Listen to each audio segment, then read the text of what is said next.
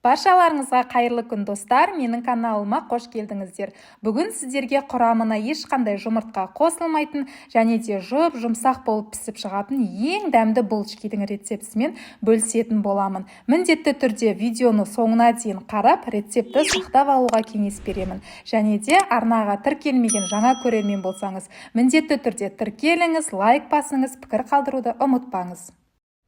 Алдымен бізге керек қажетті заттарды дайындап аламыз. Жылы сүт, жылы су және де қант, ашытқы, шымшым тұз қажет болады.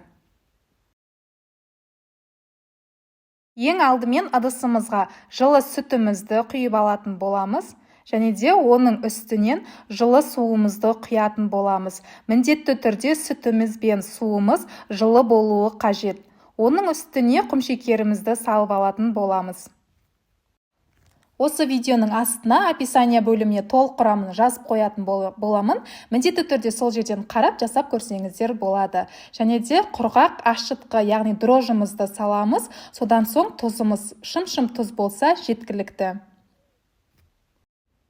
Ендігі кезекте барлығын жақсылап араластырып алатын боламыз. Міндетті түрде қанты еруі керек. Қанты ерігенше жақсылап венчиктің көмегімен осылай араластырып алатын боламыз. Құрметті көрермендер, осы видеом сіздерге пайдалы болып ұнап жатса, міндетті түрде арнаға тіркеліп, өз достарыңызбен, жақындарыңызбен менің арнамды бөлісіп қойсаңыздар болады. Қазақ каналдарының дамуына өз үлестеріңізді қосып отырсаңыздар деген келеді. Ал ендігі кезекте електен өткізілген ұнымызды саламыз. Міндетті түрде ұнды електен өткізіп алыңыздар және де жұмсақ етіп қамырымызды илеп алатын боламыз. Егер де ұныңыз електен өткізілмеген болса, онда қамырымыз түйіршік болып дұрыс шықпай қалуы мүмкін. Көріп тұрғандарыңыздай біздің қамырымыз, яғни осындай дайын болып қалды. Қолға жабыспайтындай жұмсақ қамырымыз осымен дайын. Әбден үйі қанғанша осылай қолдың көмегімен басып илеп алатын боламыз. Мінекей осымен біздің қамырымыз дайын. Енді бетін жауып, бөлме температурасында 30 минутқа жылы жерге қойып қалдыратын боламыз.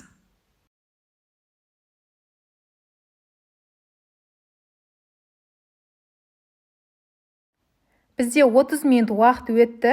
Енді салафаннан алып, қамырымызды шығарсақ болады. Қамырымыз көтеріліп, сондай әп-әдемі болып тұр. Енді осы қамырларымызды, яғни жаятын столымызға қоямыз, және де қамырымызды теңдей екі бөлікке ортасынан бөліп алатын боламыз пышақтың көмегімен. Қамырымызды екіге бөліп алғаннан кейін бір бөлігін осылай майдалап, яғни тағы да бөліп шығатын боламыз. Егер сіздерде таразы бар болса, онда 1 граммен өлшеп кессеңіздер болады. Әрине таразы жоқ болса міндетті емес. Мен сияқты осылай қолдың көмегімен кесіп алсаңыздар болады кішкентай бөліктерге. Қамырларымыздың барлығын осылай бірнеше бөліктерге бөліп алдық. Ендігі кезекте осы қамырларымызды, яғни бөлінген қамырларымызды дөңгелек формаға келтіріп алатын боламыз. Дәл видеодағыдай осылай жасап алсаңыздар болады.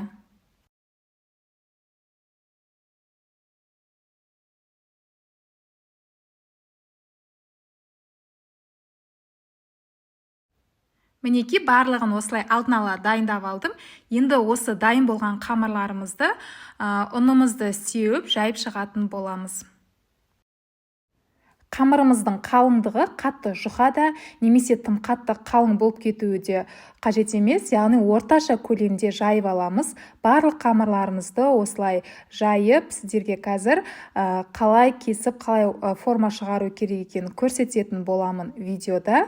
Мінекей біз қамырымызды жайып алдық. Енді осы қамырдың үстіне, яғни ішіне бөлме температурасындағы сары майымызды саламыз. Сары майымыз міндетті түрде бөлме температурасында болуы керек. Егер де сіздерде еріп кеткен сары май болатын болса, онда жаңағы булочкаларымыздың, яғни піскен кезде майы шығып кетуі мүмкін. Сол үшін міндетті түрде қадағалаңыздар. Яғни сары майымыз бөлме температурасында болуы керек. Одан кейін құмшекерімізді саламыз. Содан соң барып пышақтың көмегімен қамырдың бір шетін дәл осылай ұзын жолақтарға бөліп кесіп алатын боламыз. Енді осылай булочкалардың формасын шығару үшін осылай орап алатын боламыз. Осылай орасаңыздар, мінекей біздің булочкалардың формасы шықты. Сіздерге тағы да түсінікті болу үшін біреуін көрсететін боламын. Арасына сары майымызды жағамыз. Міндетті түрде бөлме температурасында болу керек. Және де құмшекерімізді сеуіп, пышақтың көмегімен осылай кесіп аласыздар. Содан соң булочканың формасын, яғни шығарып алатын боламыз. Екінші шетін орап, бас жағына апарсаңыздар, мінекей біздің булочканың формасы осылай әдемі болып шығады. Табада енді пісетін барлық булочкаларды осылай алдын ала дайындап алдық. Мінекей табамызға салып, енді осының үстіне жұмыртқамызды жағатын боламыз. Осы уақыт аралығында пешімізді 180 градуста қыздырып дайындап қойыңыздар. 15-20 минут аралығында булочкаларды пісіріп алатын боламыз. Мінекей осымен біздің булочкаларымыз пісіп шықты.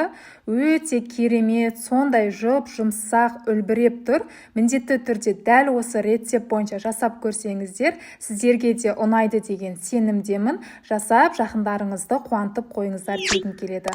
Назарларыңызға үлкен рахмет, құрметті көрермендер. Міндетті түрде арнаға тіркеліңіз, пікір қалдырыңыз, лайк басыңыз.